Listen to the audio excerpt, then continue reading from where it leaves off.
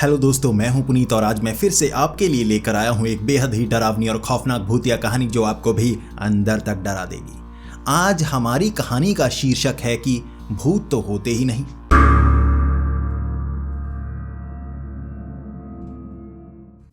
यही सवाल किया करता था आकाशदीप, जो कि दसूहा में रहने वाला था। पंजाब में एक शहर है दसूहा और वहां पर आकाशदीप रहा करते थे और ये शब्द बहुत ज़्यादा इस्तेमाल किया करते थे, भूत होते ही नहीं। अब यही सवाल हर किसी से करते और सबसे पहले तो उनके काम के बारे में आपको बताता हूँ। वो दसूहा के रहने वाले थे, लेकिन उनकी नौकरी होशियारपुर में लगी थी और होशियारपुर से दसूहा लगभग 60-70 किलोमीटर लगभग इतने का होगा और वो ज़्यादातर होशियारपुर में रहा करते, लेकिन उनका जो परिवार था वो दसूहे में रहता था। इसलिए शनिवार की रात के लगभग 7-8 बजे के करीब वो वहाँ से निकलते और वहाँ दसूहा पहुँच जाते और सोमवार को सुबह 6 बजे वहाँ से निकलते और होशियारपुर में नौकरी पर पहुँच जाते। हर बार वो शनिवार को 7 से 8 बजे होशियारपुर से निकला करते दसूहे के लिए, लेकिन इस बार दिसंबर का महीना था और दिसंबर में बहुत ज़्यादा धुंध पड़ने लगी थी। यहाँ न्यू ईयर पार्टीज़ का भी माहौल चल रहा था, क्रिसमस आ चुका था और अब धुंध के माहौल के कारण वो पार्टीज़ तो किया नहीं करता था, लेकिन घर जाने का शौक़ उसे बहुत ज़्यादा हुआ करता था। ये शनिवार का ही दिन था। उसके दोस्त कह रहे थे, देख यार, तुझे घर नहीं जाना चाहिए, यहाँ पर हम मिलकर पार्टी करते हैं।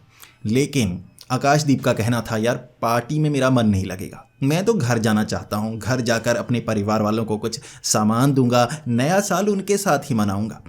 और उसके दोस्त कहते रह गए, यहाँ शराब पीते हैं, कुछ चिकन खाते हैं, यहाँ क्लब में चलेंगे। अब आकाशदीप कह रहा था, मुझे ये सब पसंद नहीं, मैं परिवार के साथ ये दिन मनाना चाहता हूँ। लगभग 8 बजे वो होशियारपुर से निकला था और आज धुंध सबसे ज़्यादा थी।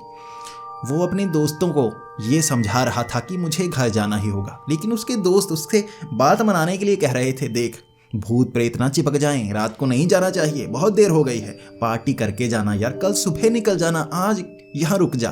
वो कह रहा था, भूत तो होते ही नहीं, तो मैं किससे डरूं? भूत नहीं होते, मैं घर की तरफ जा रहा हूँ।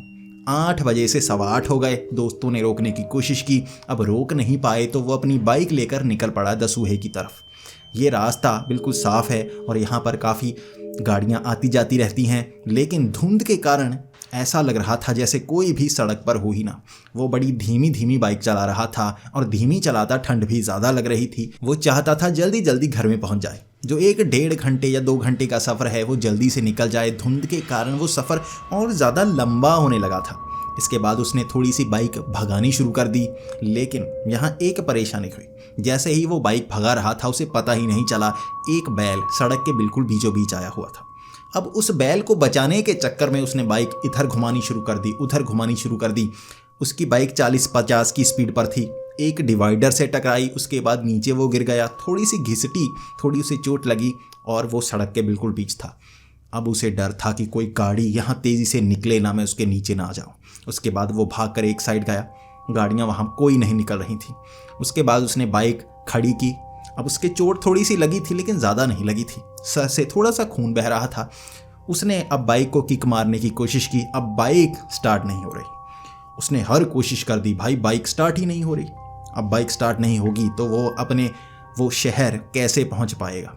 काफ़ी देर इंतज़ार करता रहा, कोई मदद के लिए आए।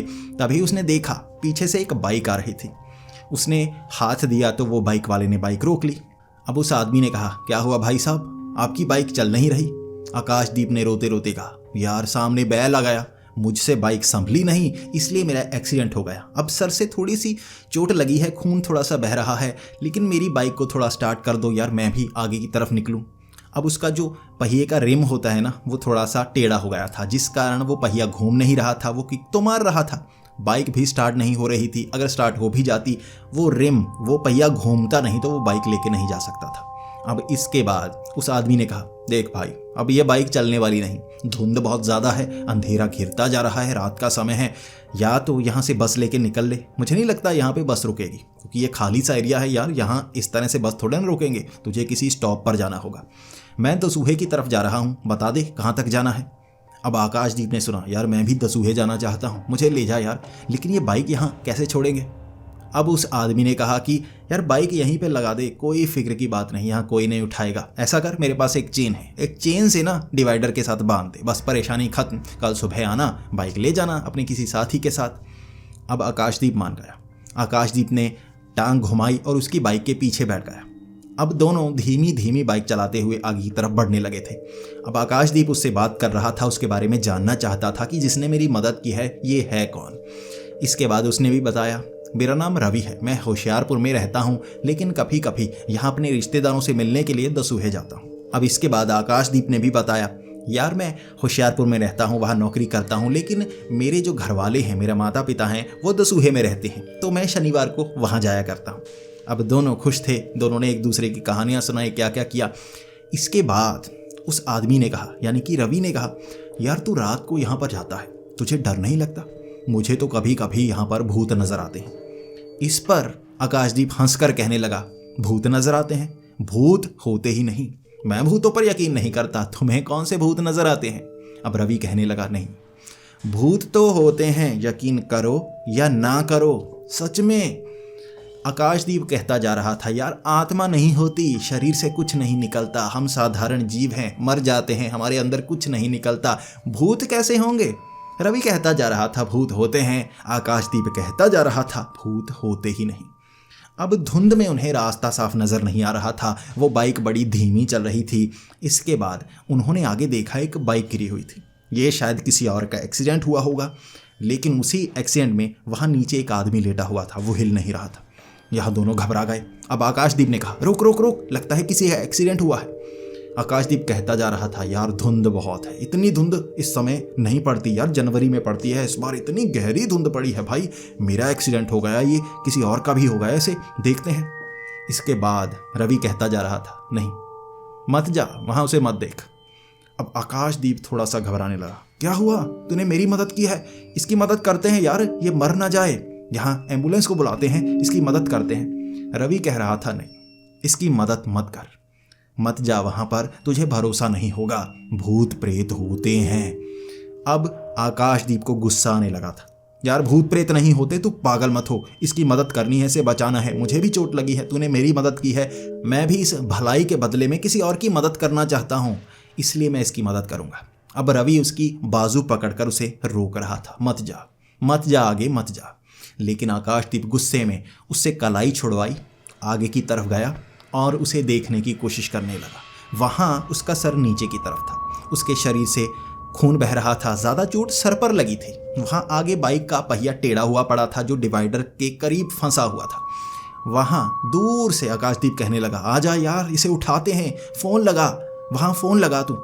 तभी रवि ने कहा, इसकी नब्ज़ चेक कर। आकाशदीप ने उसकी नब्ज़ चेक की, नब्ज़ चल नहीं रही थी, उसकी मौत हो चुकी थी। फिर भी आकाशदीप चाहता था, यार कोशिश तो करते हैं, एम्बुलेंस बुलाते हैं, शायद ये बच जाए। लेकिन रवि कहता रहा, नहीं, कोई फायदा नहीं होगा, तू इधर आजा, मेरी बात मान, तू आजा इधर।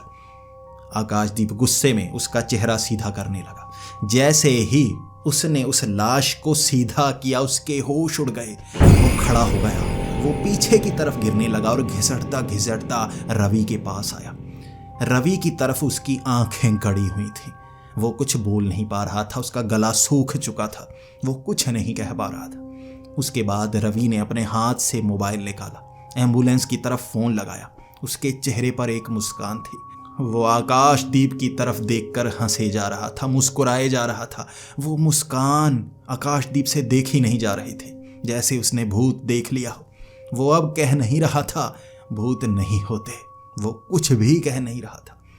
10 से 15 मिनट वहीं बैठा रहा था आकाशदीप, और वो रवि फ़ोन लिए वहीं पर खड़ा था और मुस्कुराता हुआ उसकी तरफ ऐसे देख रहा था जैसे सब कुछ उसे पता हो, लेकिन आकाशदीप को कुछ भी पता ना हो। वहाँ एम्बुलेंस आई, उस लाश को उठाया गया, वहाँ उस लाश को स्ट्रेचर पर डाला गया। उसके बाद रवि उस तरफ गया था। रवि ने वहाँ जो एम्बुलेंस में लड़के होते हैं ना, जो उठाने के लिए लेकर आए होते हैं, उनसे बात करना शुरू कर दिया। उसके बाद उन्होंने पूछा, ये कैसे मारा गया? अब रवि उन्हें बता रहा था, ये शायद होशियारपुर से आया था, शायद होशियारपुर से दसूहे जा रहा था। वहाँ जो लाश थी वो आकाशदीप की थी। उसका जब एक्सीडेंट हुआ उसका सर ज़मीन से टकराया था। उसने हेलमेट पहना नहीं था, इसलिए सर पर चोट लगी जिससे खून निकला और उसकी मौत वहीं पर हो गई। वो वहीं पर था, उसे महसूस तक नहीं हुआ, उसकी आत्मा उसके शरीर से बाहर निकली हुई थी। और वहाँ एक खासियत थी, वे खासियत रवि में थी कि वो आत्माओं को देख सकता था, वो भूतों से बात कर सकता था। उसने कई भूत देखे थे। वहाँ वो समझाता रहा था आकाशदीप के उस भूत को, उस आत्मा को, मत देख, तुझे भरोसा नहीं होगा।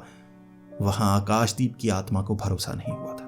उसे अब भी दिख रही थी आकाशदीप की आत्मा वहीं बैठी हुई, ये सोचने पर मजबूर, क्या सच में वो मर चुका है? वो भरोसा नहीं कर पा रहा था और उसकी लाश को वहां से ले जाया गया। रवि कुछ समय उसकी आत्मा को वहां देखता रहा और वो आत्मा धीरे धीरे धुंधली होकर गायब हो गई। इसके बाद रवि बाइक उठाकर दसूहे की तरफ निकल पड़ा।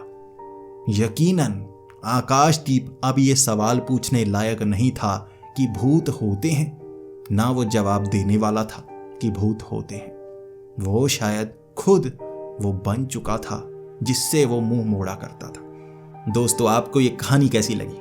यकीनन इसकी एंडिंग थोड़ी ट्विस्टेड थी, और अगर आपको ऐसी ही कहानियां सुनना पसंद है तो हमारे इस चैनल को सब्सक्राइब ज़रूर कर लें। अगर आपको ये कहानी पसंद आई हो तो यार इसे लाइक ज़रूर करें, मुझे तभी पता चलेगा कि कैसी कहानियां आपको पसंद आती हैं। तो ज़्यादा से ज़्यादा लाइक करें, कॉमेंट्स में बताएं, अपने सुझाव दें, मैं वैसी कहानियाँ लेकर आता रहूँगा। तो मिलते हैं अगली वीडियो में, तब तक के लिए डरते रहें।